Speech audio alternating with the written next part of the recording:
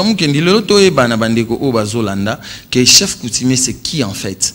Parce que comme on a amalgame belé pour un chef coutumier, or qu'un chef coutumier n'est rien d'autre que un gardien du temple. Kobandana chef coutumier à Yambo ou à Mukili. Tu es bien quand même. Peut-être Bandeko va habiter. Peut-être les premiers chefs coutumiers à Adam. Un chef coutumier, ma belle goza ya moroté. Ma belle eza yo, eza anga, eza ba congolais nyonso. Alors, ce qui est évidemment et que ma belle wana et goza la oui certainement kokono moko boé atikara ma belle et ainsi de suite, mais il faut ezala na contrôle ko landela yango ce qui évidemment ezala qui ma belle il y a chef coutumier moko boé ba landela yango ce qui ezaki ya bango c'est bon. Mutamu Kendi Congo eko marché te soki to vandité. Yangwana moni ébauche o. Mémorandum constitutionnel, conférence constitutionnelle, réinventons un autre modèle de gouvernance selon notre culture. Donc, au Kotisango, depuis l'époque à Joseph Kabila, au Kotisango et pas à Félix Tshisekedi, tous en a preuve, il y a accusé des réceptions. Biso tous en a culture à parti politique. Démocratie, c'est la culture politique n'a bisoté. Il y a un papa Diangenda, à l'obara que démocratie, c'est le cadeau empoisonné pour l'Afrique. Dans les fonds pour l'indépendance,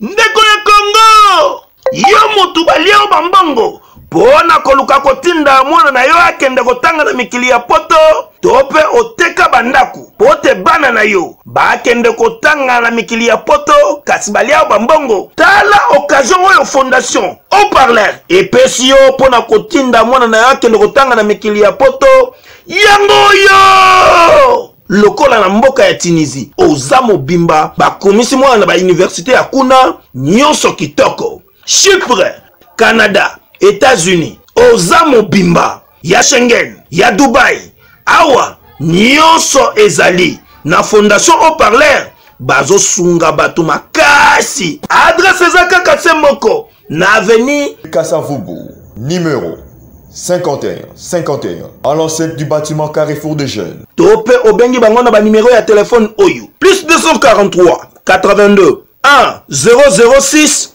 172 Tope na plus 243 85 21 43. Mbote Mokili Mobimba au parleur ce soit les lits c'est-à-dire que misale bandi tongo itani Tope Butu et Zokota tinani ni bolanda biso parce que tozali lelo média ezali kolobisa Mokili Mobimba média oyo ezali kolamusa moto nyonso moindo nyonso Congo nyonso ya solo tina nini to ganga makasi kokoriko lelo partout tozali un peu kokote zo sala biso plaisir makasi bien que tozali un peu na mawa parce que bitumba na mboka na biso ezali ko silate to mona ki ezali ki na ngambo ya isika to bengaka est to mona ba Goma ba Bukavu bitumba o ekote la biso des années et lelo et comme des biso déjà na capitale tant to mona bandeko na plateau de bateke bazali ko benga biso bazali ko lela bandeko na maluku awa déjà c'est-à-dire que monguna côté biso déjà na ndaku to kanise ki na musika to zaki ya kobeta ba concert kobina to zo kanise ki biso na capitale to zali malamu mais oyo lelo komi pa na biso to fungola misu to zaki na ba fumu misusu ba ça qui peut ba révélation que à bientôt pe na Congo central so yima mboto la licité na Congo central pe éclater. Qu'est-ce qui se passe pour na mabele na biso tina nimbolanda au parleur pour ete boye baba sango boye bama ye ozali koleka na mboka na biso lycée c'est le rôle les ans raté pour na hotel Sabino so kozotambola nzela mosika omoni soso yeba que mboka ngo ekomi pembeni ba signo tout ça komona lelo eza kolakisa que makambo ekomi na suka bato lokuté zo kitan ebele mais lelo vérité eza komata pe na ascenseur na vitesse nango pe e koma lelo tozali na kaka yampuya makungu fumu oyo uteli biso na mikili azarama musika ayaki elongo na bandeko oyo ya masolo tope sekele ya Congo balobi bango ba betera mingi c'était pour na hotel salikambo ezali que Congo naka na c'était troyeba. Pourquoi tout ça la différence entre démocratie quand on parle déjà de la démocratie tout le monde la République démocratique du Congo Et puis, na Congo, on est tous à Liboso. Pourquoi bah changer biso, bah beaucoup de sa République, démocratie du Congo, démocratie sali malam, moto sali mabe. Troye bah tina nini ya marambwana nyonso awa. Tu reparler sur 3 pouvoirs. Oyo toye ba ki, tu remona pyramide, bah pyramide na biso ba koka ko bombarder. Par exemple en Égypte, les lieux toku tango, tu remona ils en a 3 points. Oyo ça le bel kambuya. 3 pouvoirs, tu le belango. Awa, tout ça na guide spirituel, il y a bandeko ya MSK kaka yampu ya mbote na yo Mkendi bonio madame. Alors première fois nous na haut-parleur depuis mon musika tiko ya pe awa ko sala pe mosala bosali ko la musabandeko, mais peut-être ba o pe ba ebité na mukusa non pardon na mukusa to lo banini kaka yampu ya zalini et puis MSK bosali banani Matondo mbuta pona oyamba biso na plateau ya haut-parleur. Ngai nazali kaka ya mbu ya makungu fumu, nazali fondateur ya MSK Ndongolobi Masolo ya sekele ya Congo. Nazali guide spirituel, guide scientifique pe guide politique ya MSK. Touti na France, tozala na France, ça fait 18 ans. Bon, depuis 2016, to implanté un mouvement ya MSK Awa. Et en 2019, le 24 avril, tout ça a sorti officiel et jusqu'à présent tout ça a évolué, tout ça a avancé.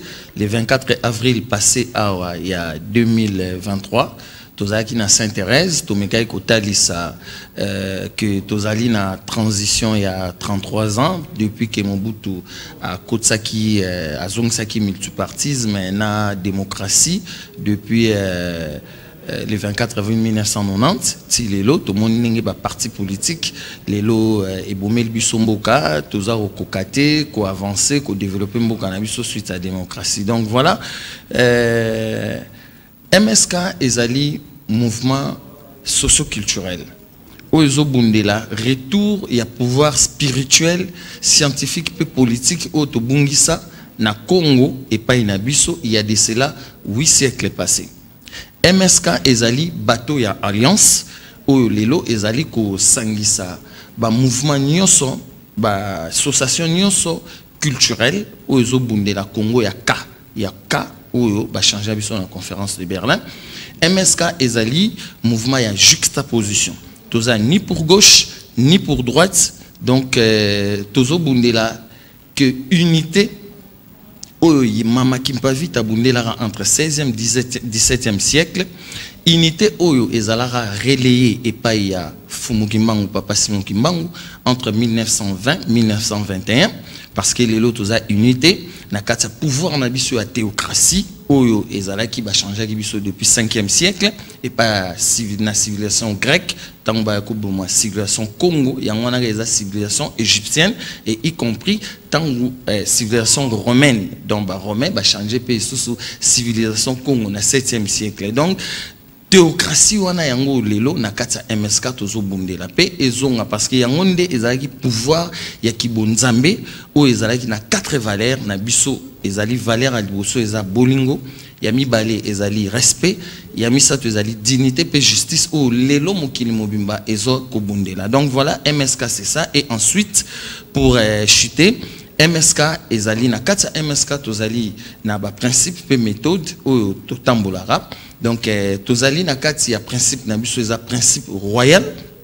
Tozali mouvement moko ya ba royaliste o ne na lobi tozo benga lelo bangunza nyonso batu nyonso o bazo bundela Congo ya ka ba chef coutumier o baza partout na monde ba rejoindre biso na kati ya MSK poto tambole longo poto yo ozong sa ba principe royal Congo o to bungisa et en même temps na kati ya ba valeur na biso o tozana na méthode to tambola on a MSK ezali inspiration ezali vision. Ba vision en ezopesa biso ba idée na katsa ba idée na biso toza ba conviction tozo croire nango et ensuite toza déterminé et à la fin tozali ba réaliste na kati ya MSK. Na kombo na on t'appelle Fumu parce que vous avez descendant de la famille royale ou pas? Non, Fumu eza kombo oyo ba pesangai koko nanga azalaki président sectionnaire ya Abako na Matete et puis ngai na botami ba pesanga kombo wana ya Makungu Mfumu et puis voilà yango na pe na hérité yango nazo continuer nango tilelo. Donc c'est pas que vous avez chef coutumier to quelque chose pareil. Non, on a un chef coutumier. Mais Mbutamu Kendi, le loto est banabandeko au Bazolanda, que chef coutumier c'est qui en fait? Parce que tout comme on a amalgame belé pour un chef coutumier, or qu'un chef coutumier n'est rien d'autre que gardien du temple. Kobandana chef coutumier à Yambo ou à Mukili. Tu es bien quand même. Peut-être bandeko va éviter. Peut-être les premiers chefs coutumiers à Adam. Ou à Kelama Mukili. Et pas à Nzambi. On a un mouvement de Bolobara. Tolobara bongo, mais dans la nature, dans la civilisation humanitaire, na katia humanité, na histoire humanité, premier chef coutumier est Adam. Donc les lopé, descendants ya batunion sont donc chef coutumier ngolo barara aza gardien du temple. Non gardien du temple les a mutazo garder principe n'a pas valeur, c'est tout. Mais quelque part, pays toujours comme d'abord on a confusion. Yomuro utikoloba aux hôtels, c'est que le combat, c'est-à-dire la civilisation n'est banda panabiso et kozwa ba grec et ba romain et ainsi de suite. Et c'est-à-dire que par là tout le monde a que Montoro azali le rôle à Kulutu. Les alliés montent au Mwindu, civilisation à bateau Mwindu. Mais évidemment, au lobby sous que Adam, des chefs coutumiers sous Liboso, alors que les solos à la civilisation, où il y a qui après, na les solos, bah au bêta. Par là, apparemment, ils ont confusion aux autres là. Non, ils ont confusion Mbutamu Kendi. Adam Zala Mundelete. Adam Zala Mwindu. Tout comme on a Macron approuvant le 7 mars 2023. A auto visiter Adam. Awa na Congo central, plutôt na Afrique centrale. Peut-être tu belé. Adam on va visiter qui Kasi na centre de l'univers. Awa na Congo. Comment? Parce que Macron tangaye batu ba moniga aye pour na renouer ba relation na Afrique, ok na plutôt na Afrique centrale, mais ce n'est pas ça. A auto visiter centre de l'univers. Accueilli donc à visiter qui royaume Congo. Accueilli à visiter à Banen en Angola pour la rotation en spirituellement, scientifiquement et politiquement. Accueilli na Gabon, accueilli na Angola, accueilli na Congo Brazzaville, P à Zongi, Awa na Congo RDC. Donc à auto visiter centre de l'univers. Donc au prouvant quand même na beaucoup Mbutamu Kendi pour bandeko o bazolanda biso pour comprendre que Congo o ya RDC 1 et cause à l'appellation en beaucoup côté. Tu retrouves dans le livre où il y a Lilian Tiram et Bima en 2010 tu l'accent on a kata MSK pour nous prouver n'engeni tozolo la Congo yaka où ezali centre de l'univers et place aux créations culture et à création paix et à invention et place au mutu ya yambo chef coutumier à Liboso Adam à Salamara Awa na Afrique centrale et ça peut prouver dans la Bible. Donc tu retrouves là na Olombango na page 63 plutôt na page 53 livre où komama na 25 écrivains Lilian Tiram Kate Lilian Tiram azala joueur il y a France où bazora coupe du monde en 1998 et puis il est pas allé déporté pendant traite négrière ba parents en fait ba ke bota bango na ba Guadeloupe par là. Donc na beaucoup oyo ezana 25 écrivains na mindele mutu ba komango donc au fond là na numbango na kati awa na page 53 ba koma boy da komi Dona Béatrice est née au royaume du Congo bango bazo koma Congo avec K. Dona Béatrice eza mama Kimpa Vita yeyo o bala kisi ba illustré en image. Donc Dona Béatrice est née au royaume du Congo, royaume prospère qui englobe des parties de l'actuelle République démocratique du Congo au photo Kombo lango elongwa Congo zonga to lona nzete wana ya Congo de l'Angola actuelle et d'une partie du Gabon, soit environ 300 000 km². Congo, ya Congo, au Mindele, au Bakomi, 25 écrivains, na Lilian Tiram, Nakati, Congo, Yaka, signifie cercle univers, centre de l'univers. Maintenant, écrivain, au ya Mindele, na Lilian Tiram, ya Moindo, Nakati, bazo tout na question bouille. Pourquoi la France lui a-t-elle imposé un C à la place de K? En mettant un C à la place de K, on dénature l'essence du pays. On dénature ces femmes et ces hommes, on falsifie l'histoire millénaire d'un peuple. Donc, qui veut dire quoi? na la conférence de Berlin après traite négrière il y a 5 siècles depuis le 14e siècle ba na 18e siècle ba vandeli biso entre novembre 1884 tu février 1885 ba longoli biso Congo ya ka ali batie biso Congo ya C ya Congo na conférence de Berlin entre 11 pays européens, États-Unis, France, Allemagne, Suède, Italie, ainsi de suite. Donc voilà un peu que falsifier histoire, donc ba bomela biso ba culture, ba mœurs, ba tradition, ba coutume, ba valeur, pe ba principe na biso royaume Congo autour à la ranango. Alors ceux que vous pensez que est-ce que vous êtes d'accord d'abord avec moi que ba falsifier mingi ba combo histoire ils a falsifié même ba combo ya bato parce que même au monique ba combo na biso za na ba puissance même côté spirituel ça vibre et vibraka mais ba changer biso de façon que pour nous diminuer un peu biso. Est-ce que vous êtes d'accord nangai naza d'accord un peu pas totalement ba changer biso vraiment tout entière et là quand ba changer biso mingi ba côté ça ba prénom mais sotali le mbuta mukendi ezanaka nakati. Et dans la culture nous sommes auto-conservés. Il y a de cela des millénaires où il y a des cultures, il y a des combo na biso amboka, auto benga puis culture culinaire. Il y a bilo raoli a moni lelo to tikala na bafumbwa ba pondu malgré tout ba koko ba découvrir ba fumbwa culture on a pe to bungisa ba koko ba découvrir par exemple biloko biso to liaka mingi to ebi bango te culture on a pe to bungisa puis culture ya ba non na biso total ra lelo mbuta mukendi pona ozongi selo maruba. So tali ba kombo na biso nyonse za na baka oyoka kinkole na ba espace na biso. Mais c'est ce que j'ai dit mais on répond à la question en réalité. Ouais. T'es na répondre. Donc so balongoli par exemple K. Ouais. Bachi par exemple C sikoyo. Kasebomi biso. Mais c'est ça, c'est que vous êtes d'accord avec que ce changer combo et bon. Évidemment. Donc combo ya mboka ndenge ba changer. Ouais, c'est ça. Donc parce que c'est wana engolo ba biso to ba con congolais.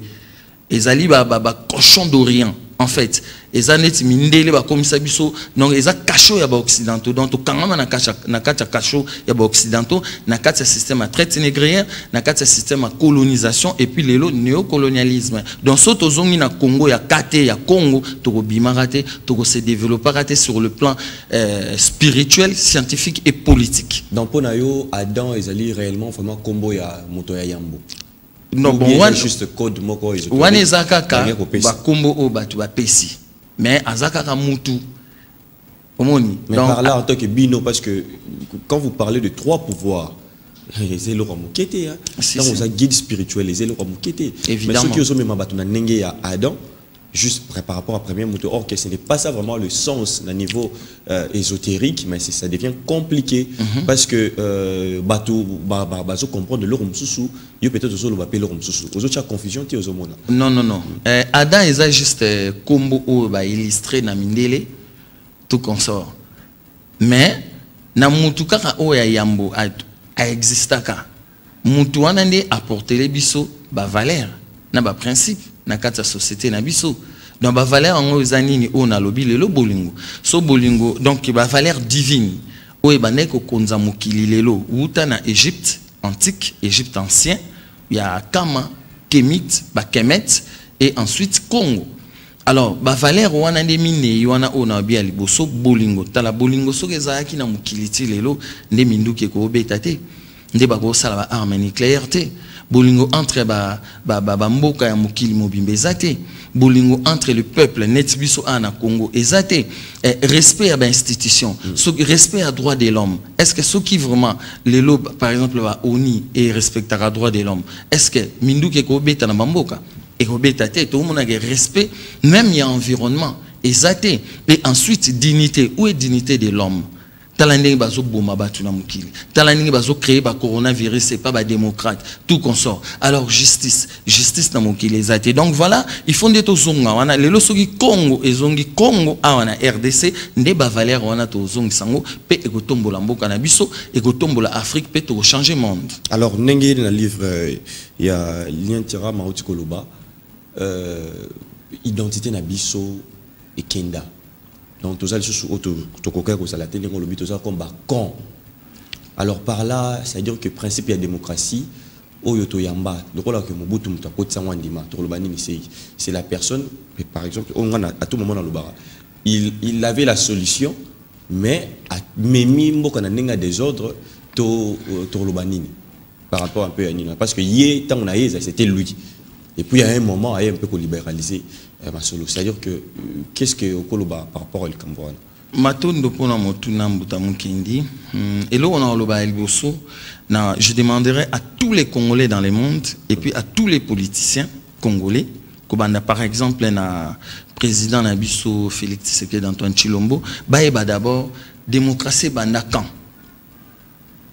na nini na siècle nini démocratie bandi na 5e siècle mais c'était pourquoi démocratie ezalaki pour briser ba principe royal ou ezaki véritable original oyo ya ba principe royal lolenge o biso to monena ba principe royal wana ezalaki te ke mutu kaka oya koki ko bima azala roi il faut auta kaka na famille moko ndesinga kaka ya mbuya makungu fumu ke mwana nanga zo obligé il faut azala roi non tout le monde n'a pas cet exemple pour chuter un peu tout le monde a dit tout temps par exemple ba combo il y a ba roi ou ba dirigeant qui quand même avant 5e siècle même après 5e siècle roi moi Bimaïdi les rois Zananga Moa les rois Ngongo Masaki les rois Mbala Lukeni les rois Kalunga Mpunu les rois Nzinga Selenge les rois Nkanga Malunda Tusuki Kawana un exemple au moment que ba kombo wana eza kombo ya même famille tende ba mindele lelo ba kosa biso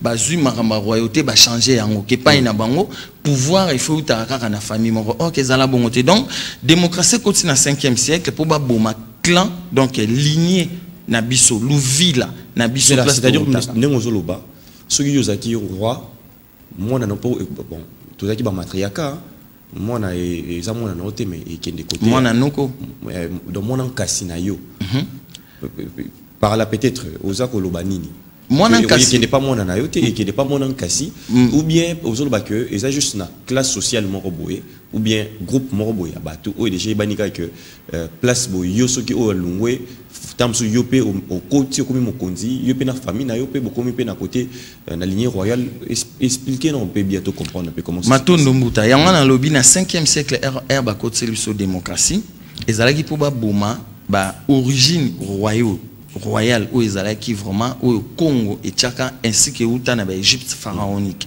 donc il veut dire quoi tozalaki na 3 lignées 3 lignées wana to bengango biso to bengango ba bengango ba clan mais to bengango Louvila place to bande ko uta donc Louvila ya bantsaku ya bampanzu na banzinga donc bantsaku eniko loba ndeti lelo ba komisango Sénat bampanzu eza lokola lelo ba komisango Assemblée nationale banzinga ezali ndenge ba komisango lelo présidence de la République donc pouvoir exécutif alors bantsaku ezali na des places wana et puis au total même le lot pour na ozonga pourquoi le lot ba chef coutumier na biso ba kota na sénat or avant 5e siècle tozala bongo ki na clan na lignée ya bantsaku ou clan ya bantsaku wana donc ba chef coutumier bazala kuna ba notable banganga nkisi banganga nzambe banganga ya maele o baba neki ko pona mokonzi ba sakumunie ndeti ba sakumunie mbuta mukendi okomi roi choyo wana soko komi roi ozana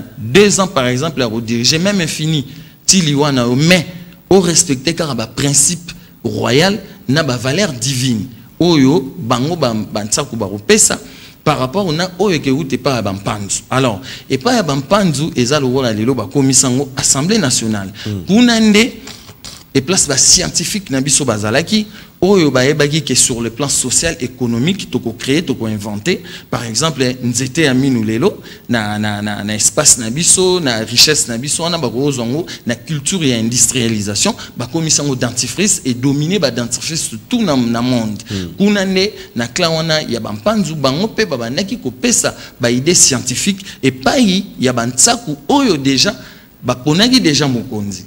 Alors, ce qui est qu'on a souka na clan wana dans lignée Louvila yaba nzinga nde kuna bampanzu na bantsaku babande ko kitisela déjà mukonzo baponi que voilà yo lolenge o rediriger ezali boye pona gestion peut pouvoir ya mboka soko ko kite 1 an 2 ans au Sahel bongo te to longolio ya ngana to mona ngo lelo ba pape ya Rome bazwango culture wana ya koponza ya kopona mukonzi. Non, ezate kaka ke mutu moko to pe. Non, natangi muta mukendi quelqu'un non awa. Tout monde te ezaka non ya yambuya non. Mais lelo c'est ça le grand problème hein que non mabele na biso koko na biso mutazaki fumo place wana tout ça c'est kisaka ya biso pouvoir na biso eza même cause ya ba bitumbebele. Qu'est-ce qu'on peut dire? Falsification et histoire ou bien les lopé même au bazo détenir un peu pouvoir moko ça un peu pureté ce rôle ba bongo. Au moment où Mukendi confusion totangi bien na livre à Lilian Tiram avec les 25 écrivains. Le problème est que un chef coutumier mabele goza ya emoroté mabelo eza yo eza nga eza ba congolais nyonso.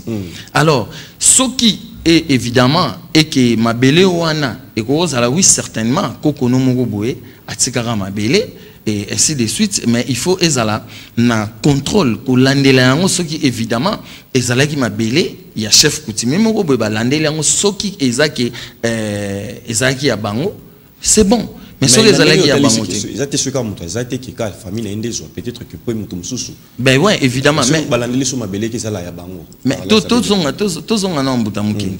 Comment ça se fait que les loba chef coutumier ba lobby que ma belé za bango. Mais tous on a battu na Kivu bazo bo ma bango. Mais alors ceux qui ba chef coutumier baza na pouvoir on a kinkulu. Ya ba bantu auto bungisa to tangi awa balongola biso ba changer biso Congo ya ka kolongola ya balongola Congo ya ka donc ba ki muntu ki bantu et balongola biso na cerveau. Donc to résonance normalité to bunga. Alors qu'est-ce que les chefs coutumiers nazo senga ba chef coutumier ko bana mfumu difima place au bazali bango nyonso qu'est-ce qu'ils attendent? Par exemple ya ko kende atoko zo ba nzoi ba lion, ba guépard, ba léopard, ba chef coutumier tout autour na problème il y a pouvoir à solo c'est ça. Voilà pour une ba rotinde la ba rwandais na butute et que nous ba renverser ba char na bango na ba mpakasa tout consort pour na peuple na biso za la sauver. Non, ba chef coutumier ba ko coopérer te mbuta mukendi. Pourquoi?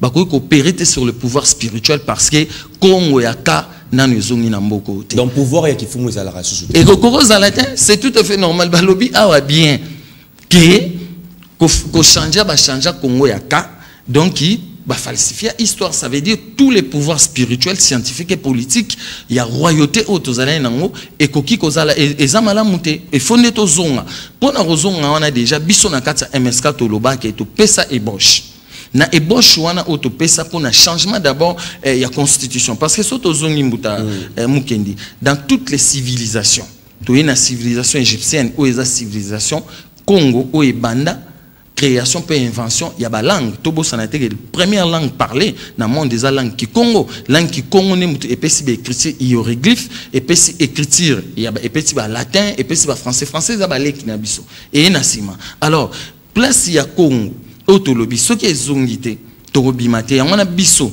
tolobi boy constitution o eza déjà parmi ba droit il y a monde eza na deux droits o esa la raké na kati ya civilisation né na lobi civilisation égyptienne civilisation grecque et yoko boma civilisation égyptienne donc bomi civilisation Congo na 5e siècle après civilisation romaine et yoko boma civilisation grecque ba sangani entre gréco-romain ba yoko boma civilisation Congo. Alors kuna na kati ya civilisation Congo ezalaki ke droit coutumier mutebane ko primé soko tali ba constitution tout ya monde. Et l'autre primera liboso droit coutumier pour régir droit constitutionnel. Alors c'est quoi la constitution au biso to na mona mboka na biso. Quelle est la coutume ou les coutumes où est composée la constitution na biso? Oh lelo président Félix Tshisekedi a dirigé non. Quelle est cette coutume? Et ça a été d'ailleurs le lot député Moro Awutu pour proposer une loi par exemple il y a pas dot que $500 c'est-à-dire que même na kati ya batribia batu ke biloko botam so boko singa c'est-à-dire et définir mbala moko le robino et c'est ngil bosala mais or to ebi que na mai o te peut expliquer même pour les loto yeba ke soki mu penda bali ba osala ndenge nini c'est-à-dire zaki ba voter déjà marambona nyo ce tikala au jour le jour des années to vivre bon mais les lots bah politiciens bah comme qu'on définir pour changer un peu donne par là to le banin que bah inverser alors voilà les lois n'enseignent par exemple pas un député pareil est-ce qu'il y a vraiment vecteur, il y a changement réel pour ma belle, ou bien c'est juste pour bien c'est déjà un problème. D'abord c'est un problème. C'est un problème. Na coutume na biso tote ka basita. Tant on lobby déjà $500. Dans le lot banimba on a $3000. Soto obi $500. Et ça revendre moi si biso na coutume na biso to bané côté ka basité. Mais qu'est-ce qu'on est en train de proposer par exemple na kati ya mémorandum constitutionnel un exemple. Net député Mbao. Bisoto Osengane ba chef coutumier, il faut président de la République par exemple sur ce point-là, Félix Tshisekedi d'Antoine Chilombo, il faut y inviter ba chef coutumier nyonso. A ebisi bango, bosa elanga ba liste. Par exemple, moi na ya Mumpende, soki na moi na ya Mobutu a déjà fait ça non? Mobutu déjà ça la kiango, tout ça dans un livre moro jaune, oyo asala ya ba tribunion se parlant des arts régis. Mobutu a déjà fait ce travail là. Moutamoukeni, s'il vous plaît, ça, je comprends par rapport à Mobutu, on va y revenir. Donc, mais Lelo par exemple, soki moi na ndetingai, na ina bala, moi si, maman naza par exemple Montandu, maman naza so Moutéquater. Alors, qu'est-ce que les chefs coutumiers peuvent faire dans l'administration où ils sont dirigés par exemple par Banding et Bandinga, Banding ils ont pouvoir exécutif. Bango faut pas bien un chef coutumier au baza ba gardien du temple au baebi ba valeur na ba principe baeba ke ba valeur totale et pe samaraboye et pe samaraboye ba jusqu'au ba sali liste ba vraiment liste mobimba ba sali yango ba bi mwana mbali soka ngo bala a kena commune na ye par exemple na commune Lemba ils ont déjà na papier moko formulaire est structuré au bankumu ba chef coutumier na mikonzambo kakota bandinga si bacha ba ebike ba valeur totale ezalara boye yake aoke na famille akei kaka kuna na commune na maison communale azui kaka yemura ebi déjà o nini na kopesa na famille wana et puis montant ya mbongo ezala déjà fixé par un biso montant ya mbongo et cause la même pas $100. Il faut donc qu'ils aient la somme moko dérisoire. Ou que kolo bana coutume na biso babanego sengalem sasengi un likuta. Ozui mwasi. Na bamboka msusu ti lelo bazwara kaka mukala kaka ya pilipili ozui mwasi. Yangwana tomoni lelo nengeza boye basi bazotula mibali pe bazotula et vu que culture et création d'emploi ezala raté. Ceux qui peuvent a payé même $500 c'est parce que bayo qui perd $3000, $2000 dû à on a bango batam 60 que pour 500. Or que c'est que ce n'est pas ça la solution. Juste que la solution, mais par là, PSP va s'alper à bon. Tout le monde a que constitution aux dominé ou bien la commune, parce que même système va commune, va bourgmestre, ça a beaucoup qu'on a biso. C'est-à-dire que le grand problème est aux alaninika. Tous on a cas. Ce que même président pour lobby, c'est-à-dire même président pour faire longo. Évidemment. Maintenant, expliquez un peu bien. Comme maintenant vous avez qui est un lobby en gros, mais le lobby c'est un président, ça on comprend évidemment, pas. Évidemment, évidemment, Mbouta Mukendi. Toro imeka ko illustrer na nous que total ça que ben institution nyonso o ambo kanabiso depuis 2006 ils allaient par terre. Même déjà président Zamoutomboka c'est azali illégal dans tel sens. Parce que constitution o ezo sa elambo kanabiso eza Louis Michel Moutako mais la biso ba komango entre ba belligérants on a buntu bazo boma batu na lelo na ba kwa muntu bazo boma batu na este tout consorto prouvant to na livre moko ya Tshisekedi ou les combats pertinents pour sauver les Congo Zaïre question à l'IDPS to prouvant to l'accent na page 63 pour na tel ça que constitution o eza na mboka na biso et donc et qui régir à Tamou qui étaient toutes les institutions comme la présidente de la République où ils ont bandinga kozong na clan bansaku où ils allaient Sénat et puis toye na clan banpanzu où ils allaient Parlement chambre basse toye par exemple la Cour constitutionnelle toye na pas une biso moko institution état que peuple ba cour suprême à justice toke par exemple et pas ba juge et pas ba avocat toutes les institutions sont par terre on va les prouver alors on a pas 503 et va rester Chimanga Bakadiababu à Komaboué et livre Ebima na question à IDPS voilà Ebima na 2006 juste après promulgation il y a constitution et pas il y a président sortant Joseph Kabila Kabange le 18 février 2006 à Komaboué on sait qu'il y a eu une manipulation des résultats du référendum et maintenant que la fameuse constitution a été entérinée par la Cour suprême de justice, comment trouvez-vous son contenu? Les dirigeants, donc question à l'IDPS, les dirigeants de l'IDPS président Félix Tshisekedi Antoine Tshilombo Oazo dirigé Bisso souligne le fait que même certains occidentaux qui ont examiné attentivement la fameuse constitution confectionnée avec les concours du commissaire Louis Michel Azar, ex-ministre des Affaires étrangères belge, regrette infiniment. C'est le cas, par exemple, du professeur Léon de Saint-Moulin, Léon de Saint-Moulin, Azalé professeur na Inikin, Azaki couronné en avril 2020, tant à Koufaki par le président Félix Tshisekedi d'Antoine Tshilombo. Léon de Saint-Moulin qui, stigmatisant l'influence nocive des experts étrangers dans la rédaction de ces textes constitutionnels, affirme que la constitution de Joseph Kabila, pourquoi constitution de Joseph Kabila? Parce que Yemutu a signé Kayango, dans la constitution de Joseph Kabila. Mais or, qu'ils allaient pour tous les Congolais, na Santiti, na Belgique, Louis Michel Moutako Marango. Alors, la constitution de Joseph Kabila est un simple exercice académique pour un pays indéterminé et pour un peuple neutre et sans spécificité propre. Il dénonce l'absence de l'âme bantou. Tous les chefs coutumiers, on nous dit, Fumudi Fima par exemple, Fumudi Fima, on nous dit que la constitution du 18 février 2006 est allée sans l'âme bantou. Yomutozali na mutu atran, yaba chef coutumier, Fumudi Fima olobi nini. Voilà, et Bangunza, chef coutumier, tout oyo qui sont en train de militer pour le Congo et Zongalelo. Alors, Salam Bantou, du système de valeurs des Congolais, leur modèle de perception de la vie. Il souligne que la constitution de Joseph Kabila est un objet juridique non identifié.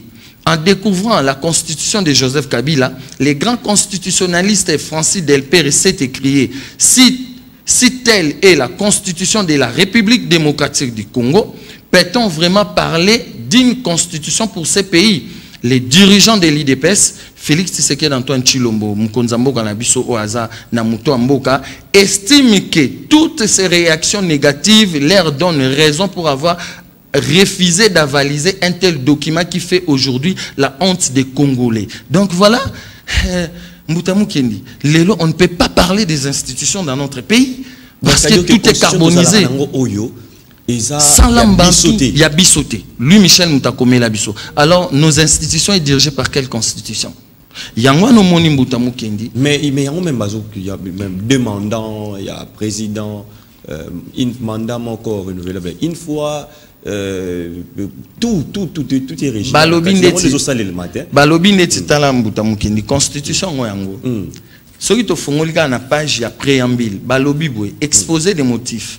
Balobi, depuis son indépendance, le 30 juin 1960, la République démocratique du Congo est confrontée à des crises politiques récurrentes, dont l'une de ses causes fondamentales est la contestation de la légitimité des institutions et de leurs animateurs. Prenons l'exemple article 70. Balobi, le président reste en pouvoir, en poste, jusqu'à ce qu'il va élire un nouveau président. Mais, Azaka a droit, il y a 5 ans. Ce qui est Félix Tshisekedi, ce qui est renouvelable une fois. Mais après, ce qui est des mandats, ba renouveler à Liboso, à Rosalawana, ce qui n'a nous, ba élire président, il y a Sikate. Alors, ça veut dire quoi? Il y a tout le monde qui est président sortant, Joseph Kabila. La constitutionnaliste parle, il y a un piège. Hein? Voilà, oui, évidemment. Il y a un piège. Mais tout le monde y a un désordre en Salamagina 2016. Oui. 2 ans. Oui. Ça veut dire quoi? Bah, violer qui même constitution en Bango. Alors, par là, constitutionnaliste, ça va français belé. Voilà. Tout ça. Mais c'est vraiment un piège. L'autre article pour passer, s'il vous plaît, M. Moutamou Kendi. Dans l'article 73, Balobi que l'élection faisait organisée 90 jours avant, donc 90 jours. Et le lorsqu'on va ça l'élection quand Balobi na décembre, oh déjà seigneur les organes néocolonial photo combo lango to benganango parce que ezali na culture électorale na bisoté. Na uta koloba tout à l'heure que culture électorale na biso ezali lokolo ba votera pape. Biso toza na collège électoral au Bantsaku bavandaka pour ba élire mubaba pour na mukonzamboka. Yangwana nde ba romain ba yibango pa na biso, ba américain pe ba yibango pa na biso. Yangwana monaki Trump balingaki balongola ye na congrès chambre mo ba américain bazala nango soki ke ba moni ke mukonza mboka zo koka ko diriger te bazwaka congrès moko boye ba bengi mukonza mboka po balongola ye ezalaka bongo na royaume Congo yango na nde bango bayiba. Donc alors soki tozongi balobi 90 jours avant depuis 2006 2011 2018 wa pe place ba respecta 90 jours. Et l'autre côté, donc au moins ils ont une âme bantouté, modèle n'a bisoté, spécificité n'a bisoté, façon n'a bisoté à revivre, n'a pas culture, bah merde, tout comme ça. Bah comment on a mon français, bisoto a français, faut modifier ma, bisoto a français, faut mon cousou, bisoto a français. Félix Tshisekedi d'Antoine Tshilombo, président de la République, bisoto a français. Félix, ça se comprend. Surtout bien de Tshilombo, photo bien Tshilombo. Ah ben y a une photo van. Voilà. Mais est-ce que l'on me paye? Parce que par là, même la population sur le la biso, baso comprendre le pays une chose que c'est-à-dire même bafumo belé autour monde lelo, c'est-à-dire bazapé bafoué fumote parce que là il faut remettre en cause beaucoup de choses parce que mamboza loba oyo ezali très profond si réellement par exemple papa na biso Tshilombo comprendre on retika la péroi article la roité il faut abima na conférence constitutionnelle déjà nazo senga na ola aksa mukonza mboka mais bafumo baza pembeni wana balembola na bango ye bakumisaka ye c'est dire que bango bazomi ba d'abord au bazaki et puis guerre à terre est à Pamba quoi mutuka ya Pamba le président il a mis des moyens même bafumo bazo ko même pas aussi ça va bitumba na maluku qu'est-ce qu'on peut dire Mbuta Mukendi ozali lelo tozo sepela na haut-parleur que ezali émission moko ezolobela makambo ya Congo mingi ezotalisa makambo oyo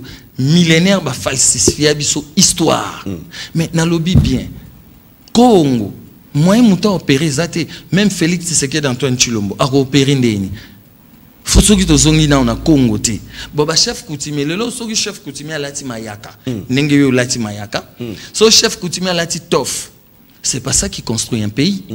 Ce n'est pas dit que ce Simbikan non ce qui au latin codia ne pouvoir non on est à symbolisme à pouvoir par exemple un oiseau ndeke et zo pesa kaka idée makanisi pour monter à l'avion par exemple avion mutune bazu avion aziko molimo na ye ekeinde et lobi basala avion ba imiter ndeke pour basala avion bazui ba matériel wana kaka na mokili omoni maintenant kolobaki tango mutalati tof batu ba longola almagam nazo ko inviter Mbuta Mukendi ce plateau ya haut-parleur que kolobaki mobutu tanga bana la ta tof à léopard que azalaki yango ne mutebana osala pouvoir ne c'est faux archi faux il avait tout dans sa spiritualité na cerveau na ende mutu et salaki que à la République d'Isaïr mais ça juste symbolisme il y a il faut comprendre parce que Niama wana même na Zamba à banque ça ni à pouvoir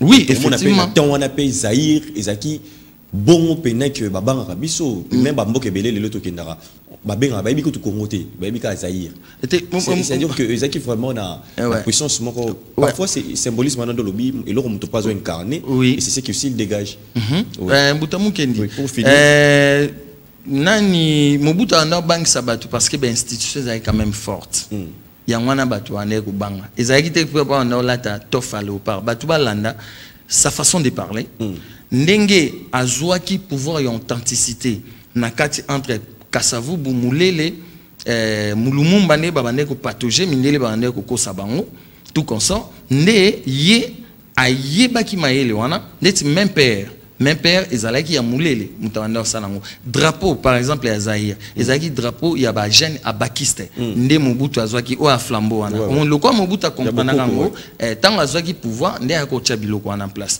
mais lelo Mbuta Mukendi Congo eko marché te soki to vandité ya wana moni ébauche o mémorandum constitutionnel, conférence constitutionnelle, réinventons un autre modèle de gouvernance selon notre culture. Donc, au quotidien, depuis l'époque à Joseph Kabila, au quotidien et pas à Félix Tshisekedi, tous en a preuve, il y a accusé des réceptions. Biso tous en a culture à parti politique. Démocratie, la culture politique n'a bisoté. Il y a un papa d'Yangenda à l'obara que démocratie, c'est cadeau empoisonné pour l'Afrique. Alors, tous en a preuve. Ah ouais. Pour chiter, tout en a preuve. Prochainement, preuve yango yo, acquisé des réceptions.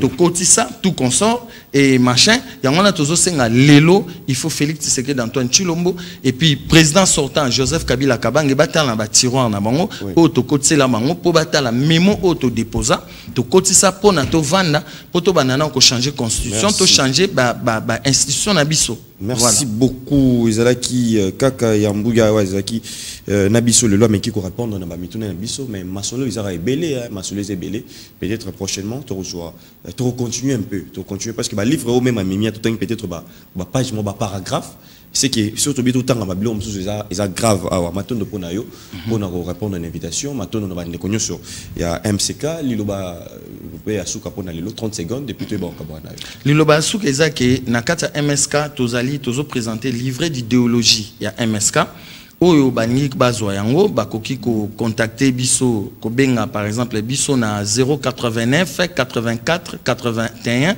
589 donc waniza numéro o bako contacter biso mais na WhatsApp bako contacter na 0033 664 32 12 61 nde bako zwa biso bako ko trouver livret d'idéologie pour bayeba oyo nini MSK ezotalisa donc voilà mais to ko senga na suka to ebake tozali fleuve Congo.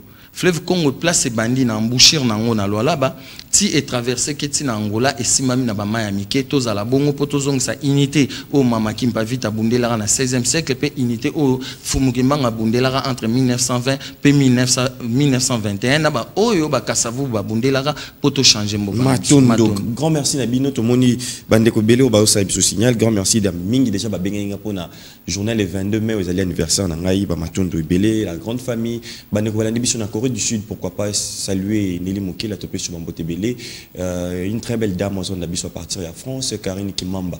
Kimambalo, c'est le soleil de Karakito, pourquoi pas les États-Unis, grand monde de bande connue sur Bolanda Abisso Kuna, Tomoni plus un maman bibi chez vous, nous topé sur Mambote belé, Tomoni chef-d'œuvre de beauté depuis Canada, la grande famille Kuna topé sibino Mambote belé, Bosé belé, Naba Mbuta né Mabia la topé sibino vraiment Mambote belé, pourquoi pas que saluer Henri Kokoriko font la masolo, na France pas Rolanda Bisso, ba maman na Bisso et belé, ba maman na nous, ceux qui ba maman Brigitte, Boza et belé, son habitude dans le temps à Combo Awa, Tokoro aussi ça pourquoi pas papa Sunda le vieux Petit Naye, les professeurs des universités à partir de Congo Brazzaville, papa Nzinga P, topé sur Bambote et belé. Grand merci na Richardson Azakiwana et le Mgelesi, la grande équipe, le rendez-vous de tous les jours à 14h05. Na haut-parleur, YouTube, vous s'abonnez massivement. On a bien notre Koutani, sous lobby avec le même plaisir. Bye bye. Debout Congolais, unis par les sons, unis dans les vents.